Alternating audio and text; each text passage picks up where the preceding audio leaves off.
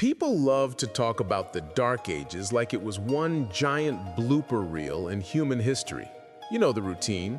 Everyone's covered in mud, nobody bathes, there's a witch burning on every corner, and apparently no one has had a scientific thought in 1,000 years.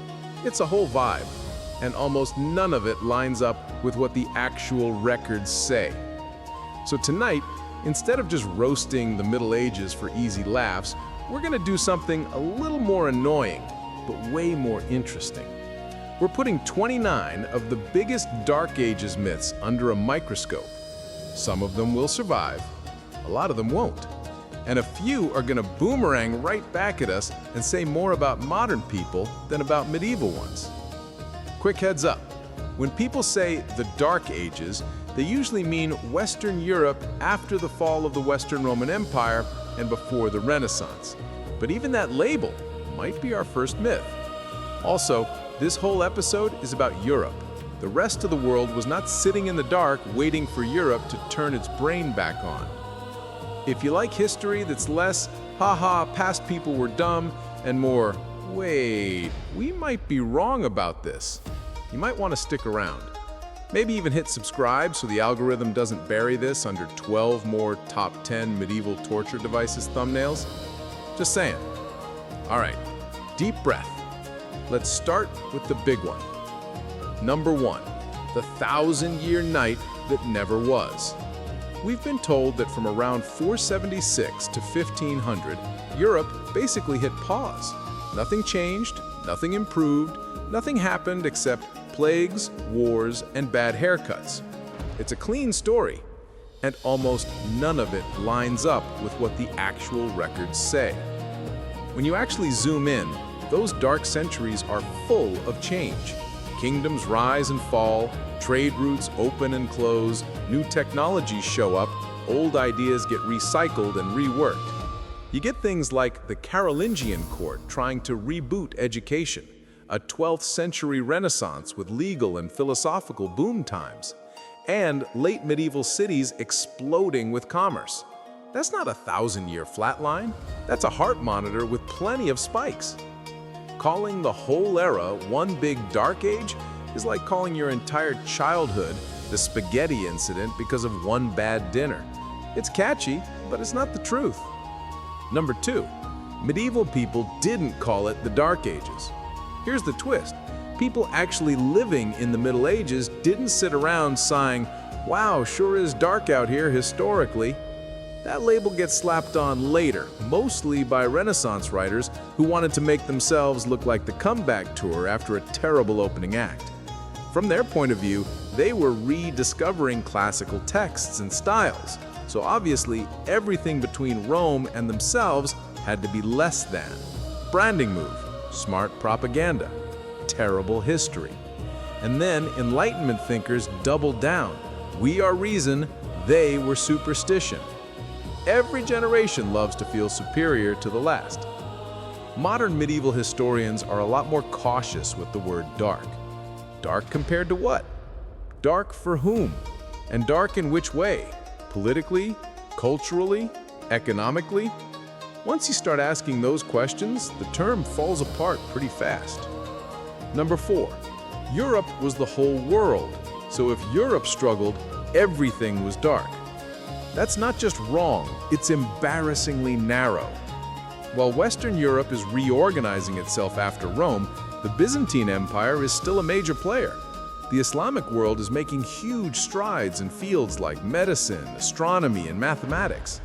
In India, dynasties rise and fall with their own cycles of innovation and crisis.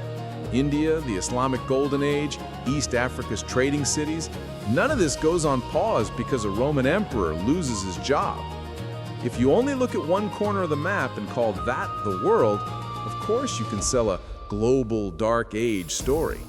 As soon as you pull the camera back, the phrase stops making sense.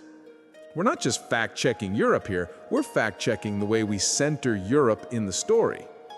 Number 5, the Middle Ages were the same everywhere, all the time.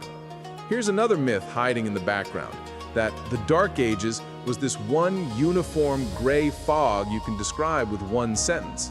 But a farmer in 8th century northern England a merchant in 13th century Italy, and a commonadal in 23rd century meme are not living in the same world at all. Over 1,000 years, climates shift, technologies change, borders redraw, religious movements rise and fall. A century of relative stability might be followed by decades of war or plague. Towns boom, then crash, then boom again. The Middle Ages is just a box we put all these different stories into because we like neat labels. Once you realize how diverse it was, region to region, century to century, the idea of one solid, unbroken dark age becomes impossible to defend. You can have dark decades, dark events, and dark places. A single dark age for everybody? Not really. Number 6, when we say dark, we just mean we don't have sources. And there's one version of dark that sounds innocent. Oh, we just mean the sources are scarce. And sometimes that's true. For some regions and periods, we really don't have a lot of written records. But the term never stays neutral for long. Most people don't hear dark and think archivally underdocumented. They hear dark and think ignorant, disgusting, backward, stupid. It feeds into this lazy timeline where humans march from darkness to light, from dumb to smart, from them to us, with us always sitting at the brightest point. And that's where this episode really starts to matter. Because if we let that story run unchallenged, we don't just insult 1,000 years of dead people. We also blind ourselves to the ways our era might look pretty dark from the outside. So, we've shaken the label, poked holes in the 1,000-year blackout story, and watched Rome fall in slow motion instead of a single crash. In other words, the big picture is already less cartoonish than the memes. Next up, we're going to zoom all the way down from empires and labels to the stuff people actually care about. What did day-to-day life look like? Were people really filthy, miserable, and doomed to die at 30? Number 7. The people who never touched water. Medieval Europe has this reputation as one giant smell. The stereotype goes, people were terrified of water, never bathed, and just marinated in filth their whole lives. It makes for great memes, but it doesn't survive contact with what they actually wrote about themselves. In a lot of medieval towns, you find bathhouses, some public, some semi-private, mixed in with taverns and workshops. You get moral sermons complaining that people spend too much time socializing and flirting at the baths. You don't get that kind of complaint if everyone is proudly refusing to go near hot water. Even in poorer villages, there are references to washing linen, to ritual washing before certain events, to rivers and tubs being part of normal routines. Did everyone smell like a modern deodorant commercial? Obviously not, but never bathed is way off the mark. Number 8. Dead at 30 guaranteed. Another classic. In the Middle Ages, you were basically ancient at 30. That line usually comes from a misunderstanding of life expectancy statistics. When historians say the average life expectancy was, say, 30 or 35, they're including a brutal infant mortality rate. A ton of kids died very, very young from disease, bad nutrition, accidents. That drags the average way down. But if you made it out of childhood, your odds of seeing 50, 60, or even 70 weren't magically zero. We have records of people drawing up wills in their 60s, abbots complaining about their old age, and kings hanging on well past 30. Life was more fragile, sure. Wars, famine, disease, none of that is romantic. But it's not like some cosmic medieval alarm went off on your 30th birthday and you just dropped on cue. Number 9. Peasants as helpless slaves. In the cartoon version, medieval peasants are basically walking props. No rights, no choices, permanently chained to the land like objects. Reality is way more layered, and honestly, more interesting. Serfdom was oppressive, no question. Many peasants owed labor to a lord, had limits on where they could move, and lived under heavy obligations. But they weren't mindless NPCs in someone else's game.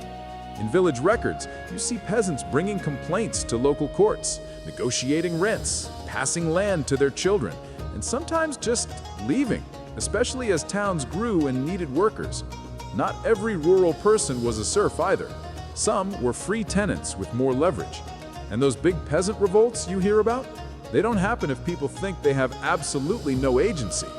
They happen when people know the rules and decide to push back against them. Number 10. Villages as muddy huts and nothing else. Popular culture loves the three sad huts around a puddle image of a medieval village, but archaeological digs and old maps paint a more complex picture. Many settlements had planned layouts: a main street, a market area, fields carefully divided, sometimes defensive walls or ditches. As time goes on, you see market towns with specialized crafts, smiths, weavers, bakers, plus inns, parish churches, maybe even small hospitals. In some regions, town charters lay out rights and responsibilities in legal detail, including market days and fair regulations. Were there tiny, poor hamlets? Absolutely. Not everyone lived in a thriving trade hub, but treating the entire European countryside as one endless bog with 2 chickens and a thatched roof is just lazy. People invested real energy into shaping their spaces. Number 11. Women, invisible and powerless. Here's a myth that's both true and false in uncomfortable ways. Yes, medieval Europe was heavily patriarchal. Women faced serious legal and social limits. But women did absolutely nothing and had zero presence is just wrong. You find women in charters as landholders and donors. Some urban women ran workshops, joined guilds, and managed businesses, especially widows who inherited shops or licenses. In noble families, women could act as regents, negotiators, and household managers on a massive scale. Nuns and abbesses oversaw religious communities, schools, and estates. Even in peasant communities, women appear in court records, defending property or testifying in disputes. None of this erases the inequality. It just shows that the story is more than women sat in a corner spinning and never touched public life. Power flowed unevenly, but it wasn't completely sealed off from half the population. Number 12. Streets ruled by random violence. Another favorite. The idea that walking through a medieval town was basically like spawning into a PvP server with no rules, everyone stabbing everyone all the time. It's true that violence was more visible and more accepted in some ways. Feuds, brawls, and brutal punishments existed. But people also built legal systems precisely because they were tired of constant revenge cycles. Local courts hear cases about theft, assault, land disputes, and insults. Fines, compensations, and oaths show up again and again. City authorities post regulations about carrying weapons, curfews, and market behavior. Are those laws sometimes ignored? Of course, that's how humans roll. But the presence of detailed rules and routine enforcement tells us people wanted order, not permanent chaos. The anything goes image mostly comes from cherry-picking the wildest incidents and pretending they were everyday life. Put all of this together, and daily life in Dark Ages Europe starts looking a lot less like a meme about mud and doom, and a lot more like life. Harder, rougher, more fragile than ours, but structured, argued over, negotiated. People washed, argued about rent, fell in love, raised kids, took each other to court, and tried, like we do, to make sense of their situation. And that raises another big question. If daily life wasn't one giant disaster, what about the brain side of things? Did medieval Europe really shut down intellectually? No science, no curiosity, just superstition and censorship for 1,000 years? So let's flip the camera from muddy streets to what was happening inside people's heads. Were they really convinced the earth was flat, terrified of books, and ready to burn anyone who asked a science question? Number 13, the flat earth crowd that mostly didn't exist. The medieval flat earth is one of those myths that feels too good to fact check. The story goes, everyone thought Earth was a literal pancake until brave modern geniuses came along and went, wait, what if sphere? But if you look at the textbooks and treatises used by educated people in medieval Europe, the spherical Earth is just normal. They're reading late Roman authors who already argued for a round Earth. They're drawing diagrams with a globe. they're writing about how different stars are visible at different latitudes, which only really makes sense if the planet curves. Do you get the occasional wild idea? Sure, human's gonna human. But among educated folks, Earth is a globe is not a controversial hot take. It's Tuesday. Number 14, the church that banned all science. There's a popular image of a giant medieval church boss fight where religion is trying to choke out science in a WWE cage match. Real history is more awkward and a lot more intertwined. On one hand, church authorities did step in sometimes. Certain ideas were condemned, some books got you in trouble, and yes, some thinkers were silenced or punished. On the other hand, the institutions that preserved a lot of ancient knowledge, that funded scholars, and that literally ran the schools were church-run. Monasteries copied texts. Cathedral schools trained clergy who also studied logic, natural philosophy, and medicine.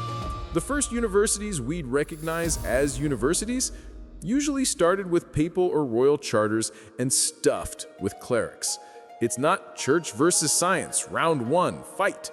It's more like a messy family relationship where the same institution that hugs you also occasionally grounds you for what you're reading. Number 15, the millennium without inventions.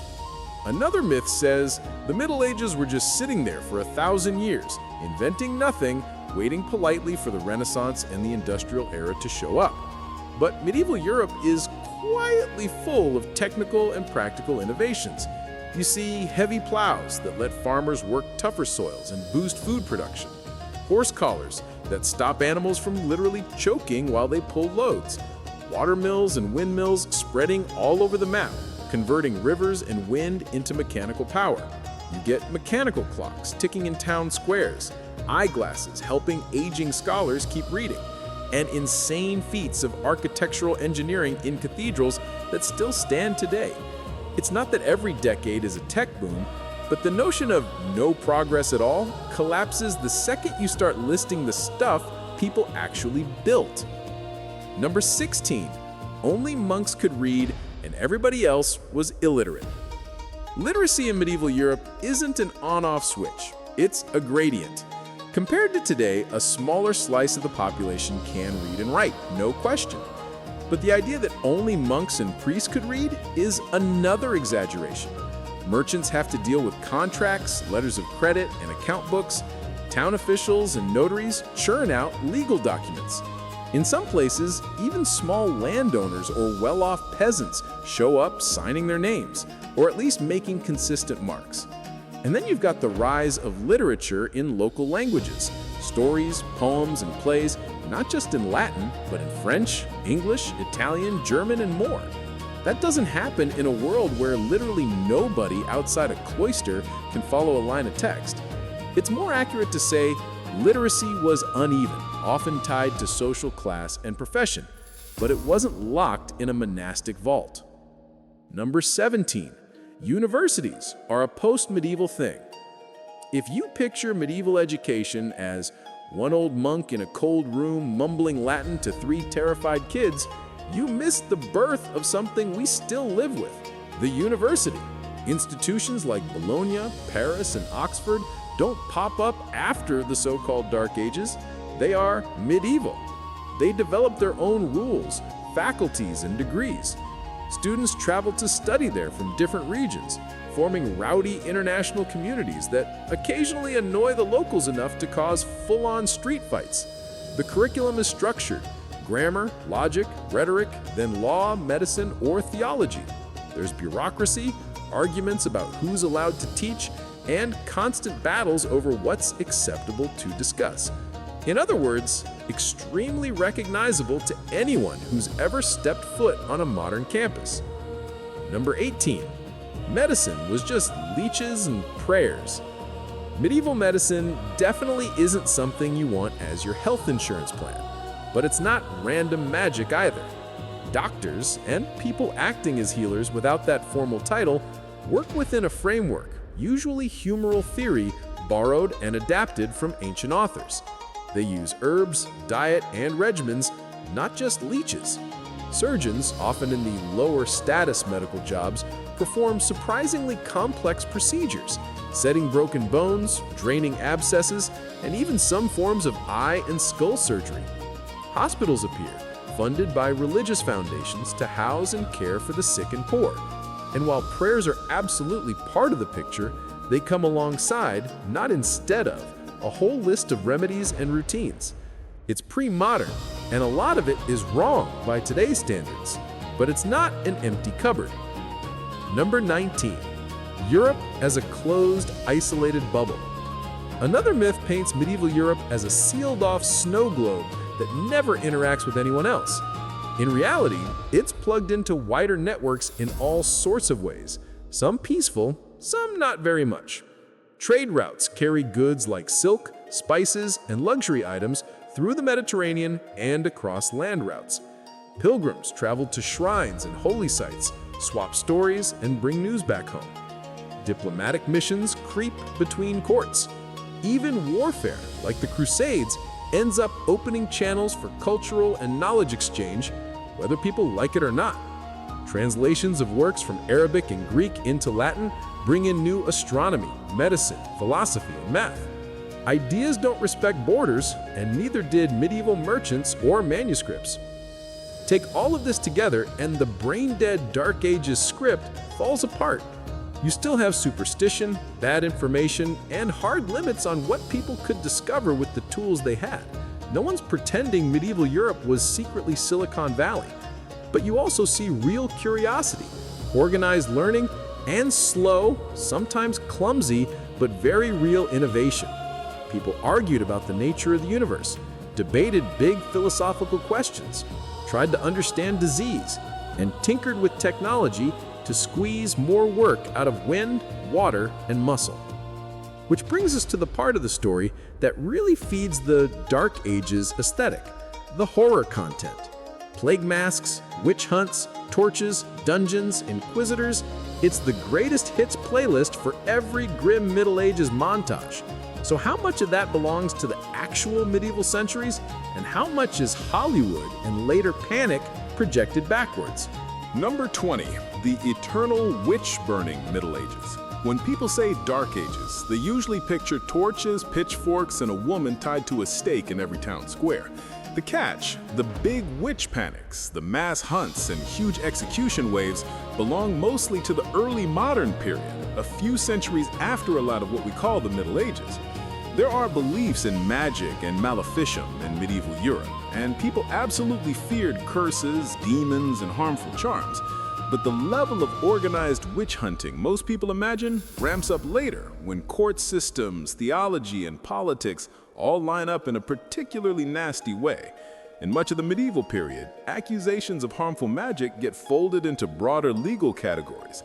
They're one kind of crime among many, not an all-consuming obsession.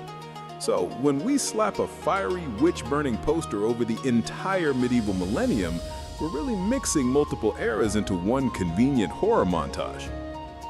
Number 21, the Inquisition that killed millions. Now let's tackle one of the most radioactive topics in this whole conversation, the Inquisition. In memes and movies, it's a faceless killing machine that chewed through entire populations. The phrase, "nobody expects the Spanish Inquisition," became a joke because the image is so extreme. The reality doesn't become nice if you stop exaggerating the numbers, but it does become more complicated. Inquisitorial courts were formal institutions with procedures, records, and a preference, at least on paper, for confession and reconciliation over immediate execution. They interrogated people, pressured them, punished them, and sometimes handed them over to secular authorities for death sentences. That's real repression. But the idea that they slaughtered millions is not backed by actual records. The harsher truth is quieter. Over time, the existence of such courts helped define what counted as normal belief and made it much harder to sit outside the lines. It's less a cartoon bloodbath and more a machine that standardizes souls. Number 23, the plague as pure fatalism. Then the Black Death rolls in, and it's very tempting to imagine medieval Europe shrugging and saying, well, God's mad, nothing to be done. And yes, religious explanations were huge. Sermons and chronicles talk about sin, divine wrath, and the need for repentance. People joined flagellant movements, marched in processions, begged for mercy. But that's not the whole story. Side by side with prayer, you see attempts at what we'd call public health. Cities experimented with quarantine rules, travel restrictions, and isolation of ships or travelers coming from infected regions. Authorities tried to clean up certain spaces, regulate burials, or control crowds. Physicians wrote about bad air, corrupted environments, and how to avoid contagion. Even if their theories were wrong, the impulse to analyze patterns was there. Medieval people didn't have germ theory, but they did have eyes. They noticed how disease moved, and they tried, with the tools they had, to slow it down. Number 24, war as mindless, chaotic violence. The battlefield is another place where the Dark Ages image goes into overdrive. Movies and shows love to stage medieval fights as pure chaos, screaming mobs in rusty armor smashing into each other like badly coordinated rugby teams. No formations, no plans, just vibes. But actual warfare in medieval Europe involves strategy, logistics, and specialized roles. Leaders think about supply lines, timing, and terrain. Siege warfare is almost an entire science of its own. Building engines, digging tunnels, cutting off food and water, balancing brute force with negotiations. Armies have hierarchies, chains of command, and expectations. Whether those expectations are followed perfectly is another question, but they exist. If war were totally random, nobody could hold a kingdom for more than 10 minutes. The fact that some dynasties managed to survive for generations tells you that under all the noise and horror, there's structure. Number 25, kites in armor as clumsy tin cans. Closely tied to that chaos myth is the classic joke about knights in armor. Once they fall over, that's it. They're turtles. They're done. You see videos of people shoving a guy in plate armor and laughing that he can't get up. That makes for good slapstick, but it doesn't line up with how actual armor was designed, or with the descriptions of people who depended on it to not die. Well-fitted plate armor distributes weight across the body. A trained fighter can run, climb, mount a horse, and fight in it. Does it add weight? Obviously. Is it as light as a t-shirt? Obviously not. But you don't invest enormous time and money into a suit of gear that turns your elite cavalry into helpless bowling pins. Medieval writers talk about knights charging, maneuvering, and fighting for long stretches. Modern reenactors and researchers who test replica armor show impressive mobility. The myth survives mostly because the image of a knight wobbling on his back is just too funny to let go. Number 25, medieval violence as uniquely monstrous. None of this is to say medieval Europe was a gentle place. Punishments could be brutal, executions were public, war and famine hit populations hard. But there's another myth quietly hiding in our reactions, the idea that their violence was uniquely extreme while ours is somehow more civilized or clean. If you zoom out, humans in almost every era come up with ways to hurt each other and ways to justify it. What makes the Middle Ages look especially shocking to us is partly the aesthetics: chains, racks, swords, gallows, instead of drones, missiles, and data-driven targeting. Medieval Europe absolutely deserves its reputation for bloodshed. It just doesn't own that category. By turning it into the special, uniquely awful dark time, we let ourselves off the hook for what modern societies do with more advanced tools. So, where does that leave the horror movie version of the Dark Ages? There were witch trials, there was a system of inquisition, there were pandemics, wars, and grotesque punishments, but the all-consuming torch and pitchfork fantasy we've glued onto the entire medieval millennium mixes eras, exaggerates numbers, and ignores the quieter parts of the record: contracts, letters, ordinances, and 1,000 tiny acts of ordinary life stitched in between the catastrophes. And that brings us to a question that doesn't fit the darkness narrative at all. If this age was supposedly so grim, ignorant, and chaotic, who built all the beauty? Who engineered the cathedrals that still dominate city skylines? Organized the trade networks that stitched regions together and passed down institutions we still use today? Number 26, the one-size-fits-all feudalism. When people talk about the Middle Ages, they love to drop the word feudalism like it's a clean software install. One system, same everywhere, same rules, end of story. But historians increasingly treat feudalism as a clunky modern label rather than a precise medieval reality. Lords and vassals, sure, that relationship exists. Land for service, oaths of loyalty, obligations going both ways, that's a thing.